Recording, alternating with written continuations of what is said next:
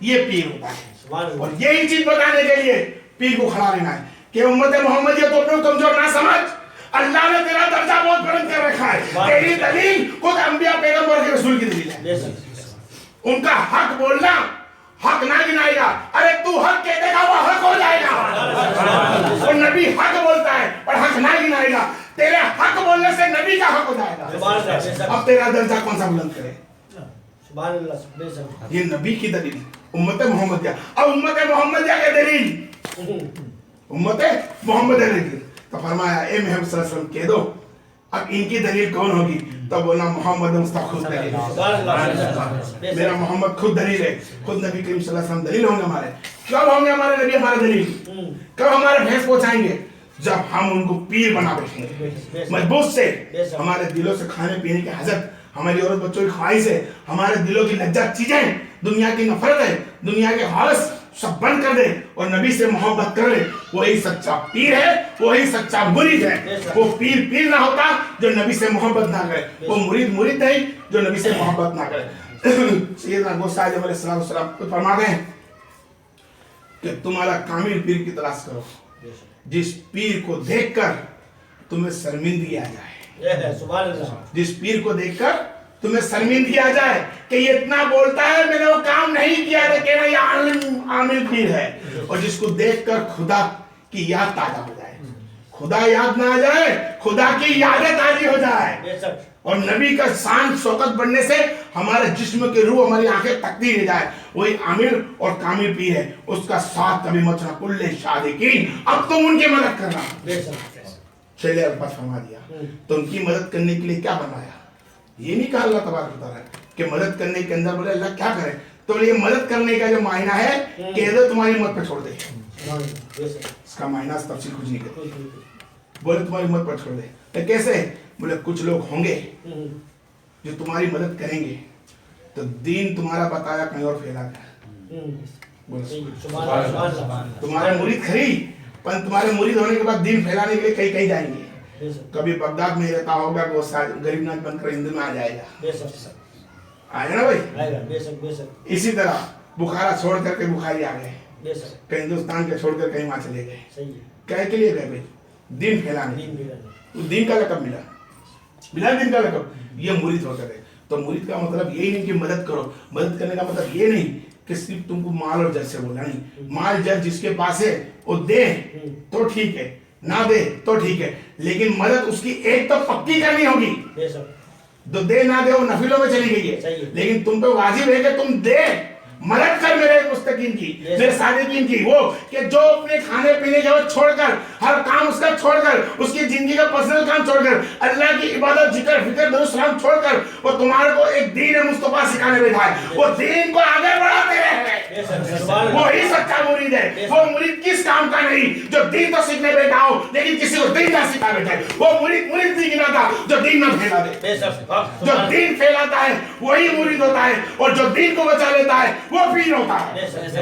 جو دین کو پھیلاتا ہے وہ مرید ہو جاتا ہے, جو دین بچا لیتا ہے وہ پیر ہوتا ہے. اور ہم سب کا پیر محمد مصطفیٰ صلی اللہ علیہ وسلم. ہمارا پیر رب کائنات ہے, ہمارا پیر پنجے تن ہے, ہمارا پیر سیدنا غوث اعظم علیہ السلام ہے.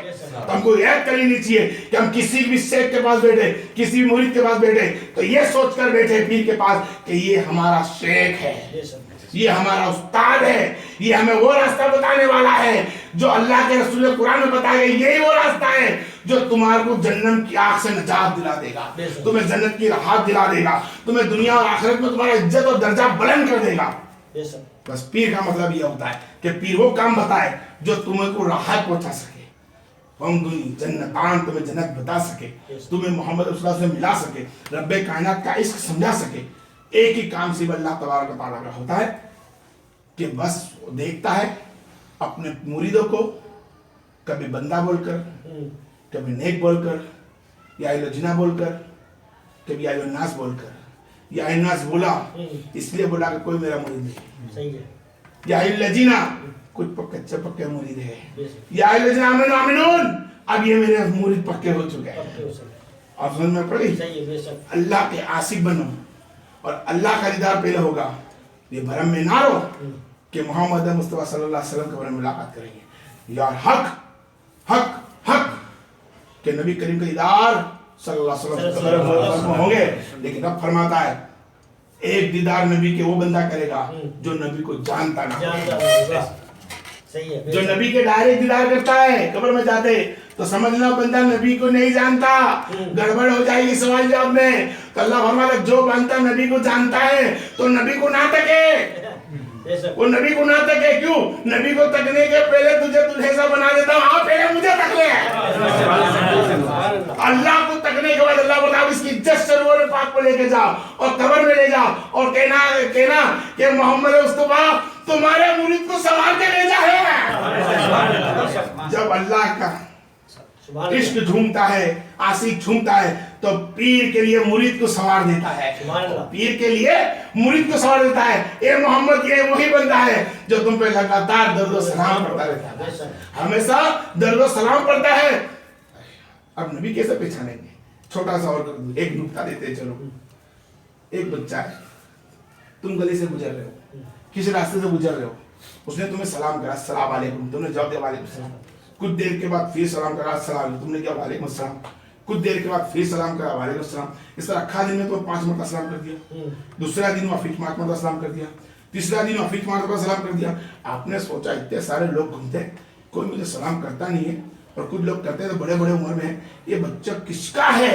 सुभान अल्लाह, सुभान अल्लाह।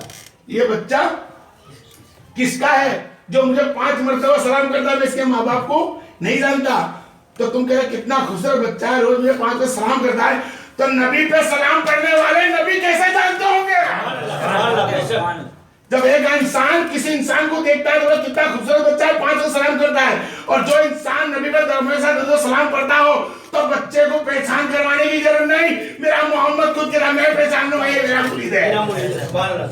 कब्र के अंदर सवाल जवाब उससे होंगे जिसका मुरीद, जिसका पीर मजबूत नहीं और वो मुरीद मजबूत नहीं, उससे सवाल जवाब है। जिसका पीर आमिल, जिसको मुरीद भी आमिल। आप जिस तुम्हारा मुरीद से तुम मोहब्बत, पीर से ऐसी मोहब्बत कर लो जो तुम्हारा पीर तुम्हें बचा दे। मैं शेख बनकर बैठा हूँ, मेरा काम था, मैं जो तुम्हारे साथ कर रहा हूँ। अल्लाह तबारक व तआला से ही दुआ है कि जो मैं रास्ता बता रहा करो। खैर, मैंने कल के दर्स में बोला था कि हाथ पांव चूमने के नहीं, खैर पांव तो चूमने की इजाजत नहीं है, हाथ चूमने की एक जगह पे इजाजत है, हाथ चूमने की, लेकिन मैं वो भी ना बोलता हूँ। इसलिए ना बोलता हूँ या कुछ लोगों को इस माहौल के हिसाब से शर्म आती है, रोड पर मुझको देखकर घुल जाते हैं, आते नहीं मेरे पास। क्यों नहीं आते? पर रफीक भाई से हाथ मिलाना पड़ेगा, हाथ चूमना पड़ेंगे, और हाथ चूमने के खातिर मेरे पास आते नहीं। तो मैं इसके लिए बोल जाएगा भाई अगर इससे शर्म आती है तो मत मिलो, हाथ से हाथ छोड़ना बंद कर दो, लेकिन रोड पर मिलो, शायद ना जाने कौन सा इश्क नबी का गुजरा है और तेरे कान तक मैं पहुंचा दूं। बस वो नबी के कान तक इश्क पहुंचाने के लिए, अल्लाह का मुरीद बनाने के लिए जो मेहनत में कर रहा हूँ, अल्लाह उसके अंदर बरकत दे, फैज दे और तुम्हारे तक पहुंचाए। बस अल्लाह से बस ये दुआ है कि तुम सच्चे मुरीद बनो, किसी के बनो, सच्चे मुरीद बनो। तुम किसी एक ऐसे रास्ते पे ना चले जाओ जो मुरीद बनने के बाद भी तुम भटक जाओ। ना इल्म से मुरीद बनाए, ना अमल से मुरीद बनाए। अगर मुरीद बनता है तो आशिक मुस्तफा से। मैं कल के दर्स में बोल चुका हूँ कि सहाबा की शान इतनी बड़ी क्यों रखी है, क्योंकि उनके पास अमल नहीं था, इल्म ना था, लेकिन उनके पास तकना मोहम्मद मुस्तफा। इसी तरह अपने पीर मुर्शिद के बताए रास्ते को पकड़ो और गौस आदिब के बताए रास्ते को पकड़ो, और हर हाल के अंदर ये सोच रखो कि ना जाने ये मेरा वक्त छेला है, इस सांस से कुछ नाम निकल जाए तो मेरे पीर मुर्शिद मोहम्मद मुस्तफा का निकल जाए, मेरे रब्बे कायनात का नाम निकल जाए, और जो मेरा शेख बनकर बैठा है उसकी लाज इज्जत बच जाए। वाखुर दावाना वल्हम्दुलिल्लाहि रब्बिल आलमीन।